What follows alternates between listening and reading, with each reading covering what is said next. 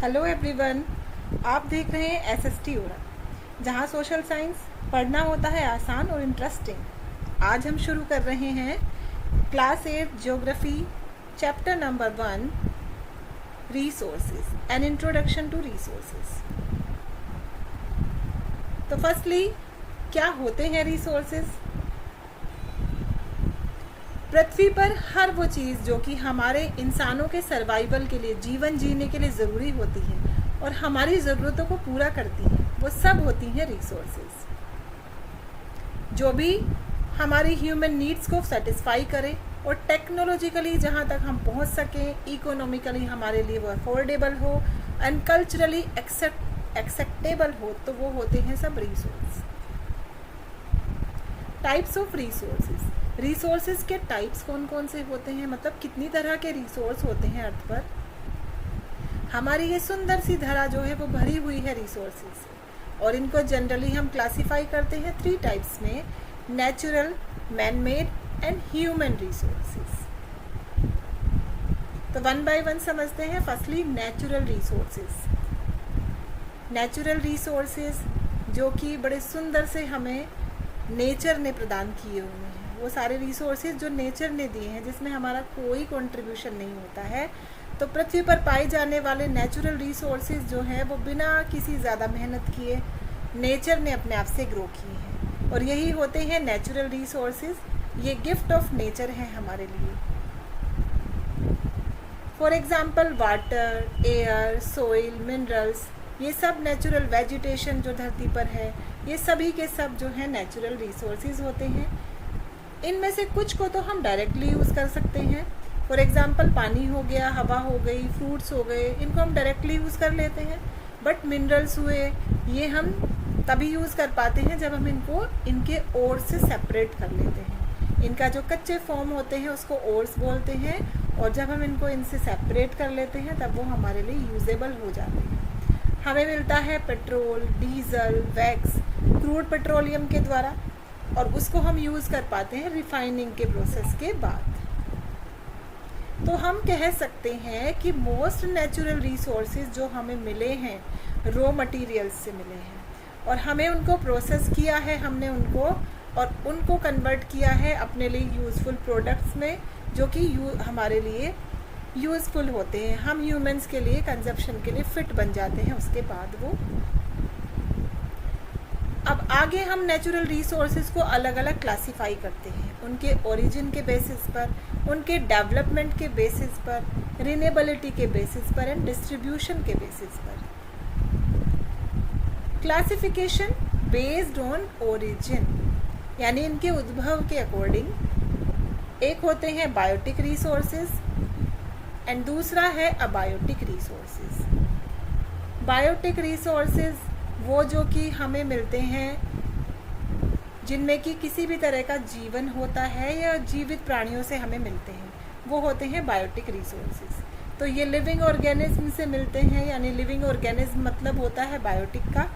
तो ये होते हैं वो जो कि जिनमें कि जीवन है, जैसे कि प्लांट्स हो गए, सीरियल्स हो गए, क्रॉप्स हैं, फ्रूट्स हैं, वेजिटेबल्स हैं, animals, micro organism, human being, वो सब इसी कैटेगरी में आते हैं। जीते जागते जो भी प्राणी हैं वो सब बायोटिक रिसोर्सेज होते हैं। मोस्टली बायोटिक रिसोर्सेज में कैपेसिटी होती है अपने आप को रिप्रोड्यूस करने की। एनवायरमेंटल कंडीशन फेवरेबल हो तो वो अपने आप को रिप्रोड्यूस करने के लिए कैपेबल होते हैं। दूसरी तरफ अबायोटिक रिसोर्सेज जिनमें जीवन नहीं होता है, जो निर्जीव होते हैं, ये पाए जाते हैं फिजिकल या नॉन लिविंग ऑर्गेनिज्म।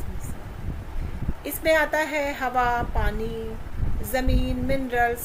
कुछ रिसोर्सेज जो हैं वो एग्जॉस्ट हो सकते हैं, ख़त्म हो सकते हैं अगर उनका एक्सेसिव यूज़ किया जाएगा, क्योंकि वो है लिमिटेड क्वांटिटी में। नेचर ने वो हमें दिए हैं बट लिमिटेड क्वांटिटी में है। टोटल रिजर्व जो है वापस से नहीं इंक्रीज़ हो सकता, ह्यूमन एफर्ट्स कितने भी लगा लो, ये लिमिटेड होते हैं तो वापस से इंक्रीज़ नहीं हो सकते, इनको हम बढ़ा नहीं सकते, जितने हैं। ये रिसोर्सेज की बहुत ज़्यादा डिमांड है इंडस्ट्रियल डेवलपमेंट के लिए। बायोटिक रिसोर्सेज सभी लिविंग थिंग्स जो होती हैं, सब के सब लिविंग थिंग्स आते हैं बायोटिक रिसोर्सेज में। जिसमें ह्यूमन बीइंग भी हैं। एंड अबायोटिक सभी नॉन लिविंग थिंग्स, सनलाइट हो गई, हमारी गैसेस हो गई, वाटर हो गया, CO2, रॉक्स, सब कुछ नॉन लिविंग जो होंगे वो सब होंगे abiotic resources. Classification based on development, यानी विकास के आधार पर इनका वर्गीकरण। Resources, developed actual resources and next potential resources. Development के बेस पर होते हैं, एक एक्चुअल होते हैं, दूसरे पोटेंशियल होते हैं। एक्चुअल रिसोर्सेज वो होते हैं जिनकी क्वांटिटी, जिनकी क्वालिटी प्रेजेंटली आज की डेट में हमें पता है और ऑलरेडी उसको यूज़ कर रहा है इंसान। जैसे कोल है, पेट्रोलियम है, यूरेनियम है, ये इसी कैटेगरी में आते हैं। कुछ फैक्टर्स जो हैं वो लोगों की ज़रूरत के अकॉर्डिंग, टेक्नोलॉजी के अकॉर्डिंग, इकोनॉमिक यूज़फुलनेस के अकॉर्डिंग जो है उनका डेवलपमेंट होता रहा है। पोटेंशियल रिसोर्सेज वो रिसोर्सेज हैं जिनकी पहचान नहीं हुई है, आज की डेट में उनका फुल यूज़ नहीं हो रहा है, लेकिन ये हमारे चारों तरफ है, फ्यूचर में ये यूज़ हो सकते हैं। फॉर एग्ज़ाम्पल अफ्रीका में बहुत सारे वाटरफॉल्स हैं, लेकिन आज वो यूज़ नहीं हो पा रहे हैं, फ्यूचर में मे बी कि वो यूज़ हो, हाइड्रो इलेक्ट्रिसिटी के लिए यूज़ हो। एट प्रेजेंट तो वो फुल्ली यूटिलाइज नहीं हुए हैं। Actual resources and potential resources, actual resources like coal, potential resources waterfall, मतलब इनका ये हैं बट अभी फुल्ली यूज़ नहीं हो रहे हैं। और एक्चुअल रिसोर्सेज हमें पता है कहाँ पर मिलेंगे और इनका यूज़ किया जा रहा है। क्लासिफिकेशन बेस्ड ऑन रिनेबिलिटी, रिनेबिलिटी के आधार पर वर्गीकरण रिसोर्सेज का। रिनेबल, इनएग्जॉस्टिबल रिसोर्सेज, रिनेबल यानी कि जो असीमित है वही रिनेबल भी है। रिनेबल और इनएग्जॉस्टिबल रिसोर्सेज में कैपेसिटी होती है रिप्रोड्यूस की, रीजनरेशन की और रीनेशन की, नेचुरल प्रोसेसेस के द्वारा, और कुछ टाइम के बाद वो जो है रीजनरेट, रिन्यू या रिप्रोड्यूस हो जाते हैं। लाइक हवा, पानी, सोलर एनर्जी, एनिमल्स, प्लांट्स और ह्यूमन बीइंग्स इसी के एग्जाम्पल हैं। कुछ रिसोर्सेज अनलिमिटेड हैं, जैसे सनलाइट है वो अनलिमिटेड है, वाटर है, विंड है, पृथ्वी के ऊपर ये अनलिमिटेड है। आइसलैंड एंड नॉर्वे ऐसी दो कंट्रीज हैं दुनिया में जहाँ की 100% इलेक्ट्रिसिटी प्रोड्यूस होती है रिन्यूएबल रिसोर्सेज के द्वारा ही। Non renewable exhaustible resources, non renewable जो रिन्यू नहीं हो सकते और वही ऐसे हैं जो सीमित मात्रा में हैं। नॉन रिन्यूएबल और एग्जॉस्टिबल रिसोर्सेज अवेलेबल है फिक्स्ड अमाउंट में, और वो नेचुरल प्रोसेसेस के बावजूद भी रिप्लेनिश नहीं होंगे, वापस से वो नहीं होंगे तैयार। जैसे कोयला, petroleum, natural gas, minerals, iron, copper वगैरह ये लिमिटेड है और इनको जो है रिप्लेनिश नहीं किया जा सकता, वापस से इनके रिजर्व्स को नहीं बनाया जा सकता। टेक्नोलॉजी की हेल्प से हम उन्हें रिसाइकल कर सकते हैं कुछ को, जैसे गोल्ड, सिल्वर, आयरन वगैरह, बट फॉसिल फ्यूल्स तो नहीं हो सकते रिसाइकल, अभी तक भी ऐसा नहीं है, उनको वापस से रिसाइकल नहीं किया जा सकता। Renewable resources and non renewable resources, बड़ी सुंदर सी पिक यहाँ दिखाई दे रही है।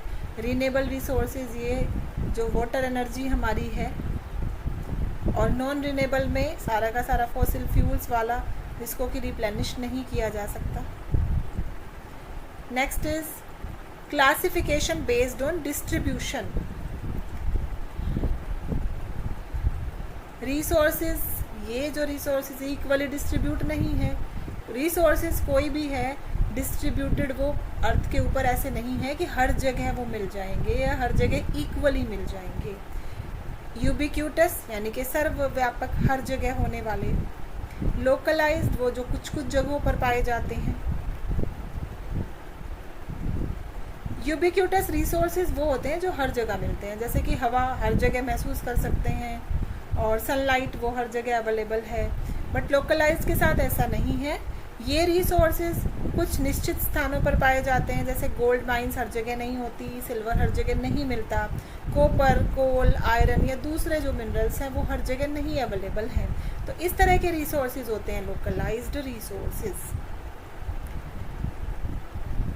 there is an unequal distribution of resources because these factors differ so much all over the earth.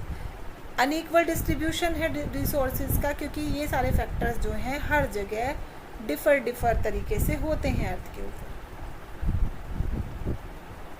Human made resources यानी कि मानव निर्मित संसाधन. ये रिसोर्सेज ह्यूमन बीइंग के द्वारा क्रिएट किए जाते हैं उन मटेरियल से जो कि एनवायरनमेंट में अवेलेबल हैं. उन चीज़ों से हम बना लेते हैं मशीन्स, टूल्स, बिल्डिंग्स वगैरह, दूसरे इंफ्रास्ट्रक्चर्स. ये सब के सब जो है एग्जाम्पल होते हैं ह्यूमन मेड रिसोर्स. तो टेक्नोलॉजी जो है वो एक ह्यूमन मेड रिसोर्सेज ही है जिसके द्वारा हम दूसरे रिसोर्सेज का यूज़ कर पा रहे हैं. मशीन्स, ये ह्यूमन मेड मशीन है. ह्यूमन रिसोर्सेज थर्ड टाइप है. ह्यूमन रिसोर्सेज, मानव खुद अपने आप में एक संसाधन है. And I think most important resource है वो दुनिया का. अपनी नॉलेज से, अपनी स्किल्स से इंसान ना बेस्ट यूज़ कर सकता है नेचुरल रिसोर्सेज का. अगर इंसान है तभी ये रिसोर्सेज की भी वैल्यू है. इंसान ही इनको यूज़ करता है क्योंकि ये डिस्कवर किया जा सकते हैं, एक्सप्लॉइट किया जा कर सकता है, इंसान डेवलप कर सकता है और जितने रिसोर्सेज हैं उनको कन्वर्ट कर सकता है. जो अवेलेबल हैं, जो पोटेंशियली यूज़ हो सकते हैं, उनको यूज़फुल प्रोडक्ट्स में कन्वर्ट कर लेता है इंसान. तो इस तरह से अगर किसी कंट्री को प्रोग्रेस करनी है तो उसको सबसे पहले डेवलप करना होता है अपना ह्यूमन रिसोर्स. अपने इंसान जो है उनको स्किल्ड बना करके उनको रिसोर्सेज में कन्वर्ट करना ही प्रोग्रेस देता है किसी भी कंट्री को. कंजर्वेशन ऑफ रिसोर्सेज, संसाधनों का संरक्षण. नेचुरल रिसोर्सेज को केयरफुली, वाइजली यूज़ करना और उनको टाइम देना कि वो रिन्यू हो सके, इसी को कहते हैं कंजर्वेशन ऑफ रिसोर्सेज. ना केवल हमें ज़रूरत है अपने जो रिसोर्सेज हैं उन तक पहुंचने की, बल्कि हमें उनको प्रोटेक्ट भी करना है, उनको प्रिजर्व भी करना है, क्योंकि वो हमारे लिए बहुत वैल्यूएबल हैं. तो सही तरीके से उनको यूज़ करना आना चाहिए. Sustainable development of resources. Sustainable development का मतलब होता है डेवलपमेंट जो हो रहा है वो ऐसे होना चाहिए कि एनवायरनमेंट का किसी भी तरह का नुकसान ना हो. और जो भी चीज़ें हमारे पास अवेलेबल हैं आज, जो भी नेचुरल रिसोर्सेज हमारे पास हैं, हम उनको इतने अच्छे से यूज़ करें, इतने तरीके से यूज़ करें कि हमारा आज भी सुरक्षित रहे और आने वाले कल के लिए वो रिसोर्सेज बचे रहें. आज की ज़रूरत भी पूरी हो और फ्यूचर जनरेशन के लिए भी हमें उनको बचाना है, संभालना है.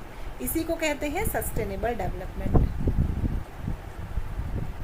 तो कुछ तरीके हैं जिनके द्वारा हम अपने रिसोर्सेज को कंजर्व कर सकते हैं. उनमें से कुछ देख लेते हैं. जैसे कि अगर ज़रूरत नहीं है तो स्विचेस बंद करके रखना, जैसे फैंस या लाइट्स वगैरह अगर वहाँ रिक्वायरमेंट नहीं है किसी रूम में तो उनको स्विच ऑफ करके रखें. ज़्यादा से ज़्यादा ट्री को ग्रो करें, ज़्यादा से ज़्यादा ट्री प्लांटेशन की, ज़्यादा से ज़्यादा प्लांटेशन की जाए और कम से कम कट किया जाए जंगलों को, पेड़ों को. और पानी को किसी भी तरह से वेस्ट नहीं होने देना, किसी भी फॉर्म में, चाहे वो नहाने के लिए हो, वॉशिंग के लिए हो, किसी भी फॉर्म में उसको वेस्ट होने से रोकना चाहिए. हमारा जो प्लैनेट है अर्थ, उसकी फ्यूचर जो है वो, उसका फ्यूचर उसी चीज़ से जुड़ा है हमारी एबिलिटी से कि हम मेंटेन करके रखें, हम प्रिजर्व करके रखें अपने लाइफ सपोर्ट सिस्टम को जो कि नेचर ने हमें दिया है. क्योंकि अगर हम इसको रखेंगे तभी हमारा भी अस्तित्व है.